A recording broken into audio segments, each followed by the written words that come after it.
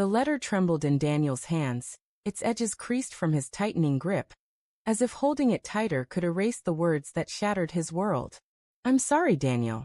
I never meant for you to find out like this." It began in Elena's looping handwriting, each stroke a dagger to his chest. The kitchen, once warm with the scent of her lavender tea, now felt like a tomb, the silence screaming her betrayal louder than any confession could. Daniel had loved Elena for 17 years. They'd built a life in this modest suburban house. 2 stories, creaky stairs, a backyard where their daughter, Lily, chased fireflies on summer nights. He'd never questioned her late nights at the office, her hushed phone calls, or the way her smile faltered when he asked about her day. Trust, he thought, was the foundation of their marriage. Now, that foundation lay in ruins, exposed by a letter she'd left on the counter, not even hidden, as if she wanted him to know. The letter wasn't just a confession. It was a map to her deceit. Elena had been working with her brother, Marcus, a slick real estate developer with a grin that never reached his eyes. Together, they'd orchestrated a plan to sell the house out from under Daniel, claiming it was for their future. The deal was done. Papers signed, buyers lined up. But the letter revealed more. An affair with Marcus's business partner, Richard, a man Daniel had welcomed into their home for barbecues and game nights. The betrayal wasn't just financial. It was personal, a wound that bled trust and love in equal measure. Daniel sank into a chair, the wood groaning under his weight. His mind replayed every moment he'd missed.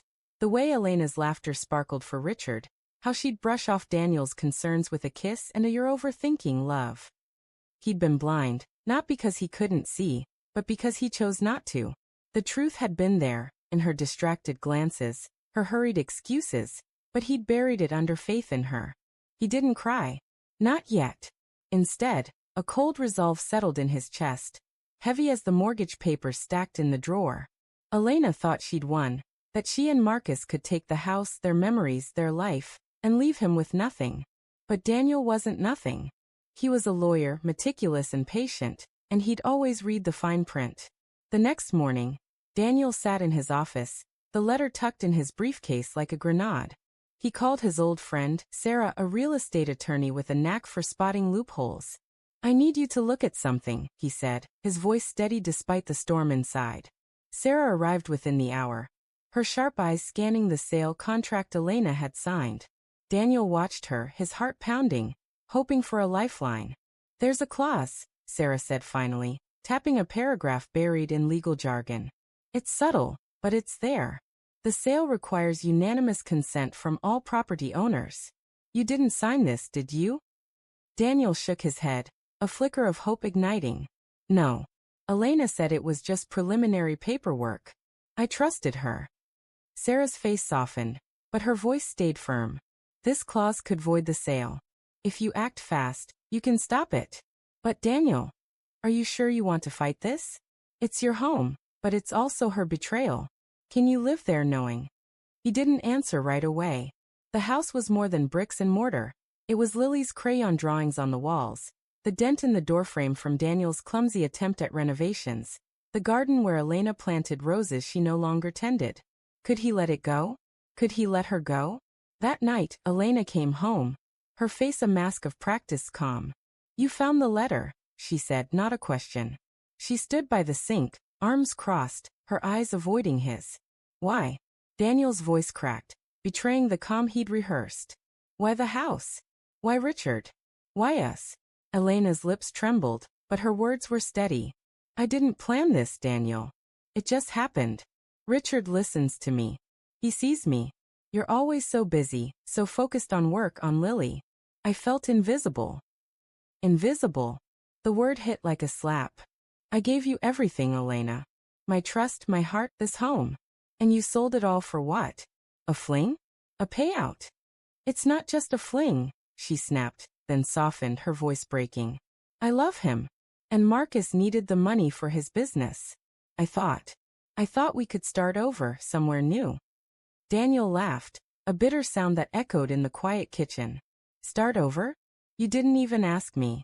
You didn't give me a chance."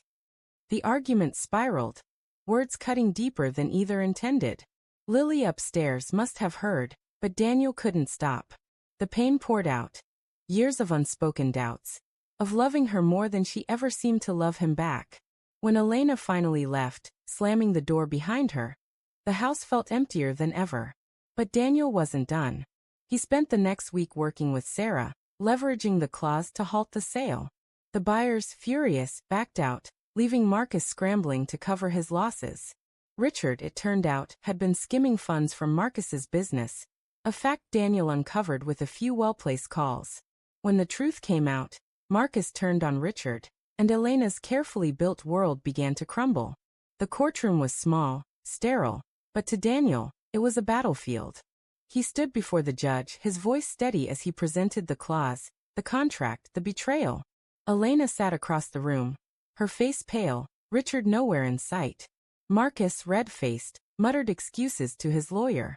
The judge ruled in Daniel's favor. The sale was voided, the house was his. But victory felt hollow. Daniel returned to the house alone. Lily at her grandmother's for the weekend. He walked through the rooms, each one haunted by memories.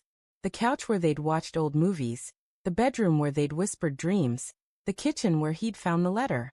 He could keep the house, but could he keep the life it held? In the end, Daniel made a choice. He met Elena one last time on the front porch, the roses wilting in the autumn chill. "I'm keeping the house," he said, his voice low but firm. "Not because I want to hurt you, but because it's Lily's home. Our home. You broke us, Elena, but you don't get to take this too." Tears streamed down her face, but she nodded. "I'm sorry, Daniel. I never wanted this." He didn't respond. He didn't need to. The clause had saved the house, but it had also ruined her plans, her affair, her alliance with Marcus.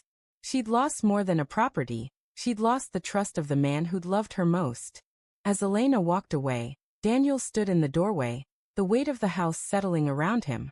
It wasn't a triumph, not really. It was survival. He'd rebuild, for Lily, for himself.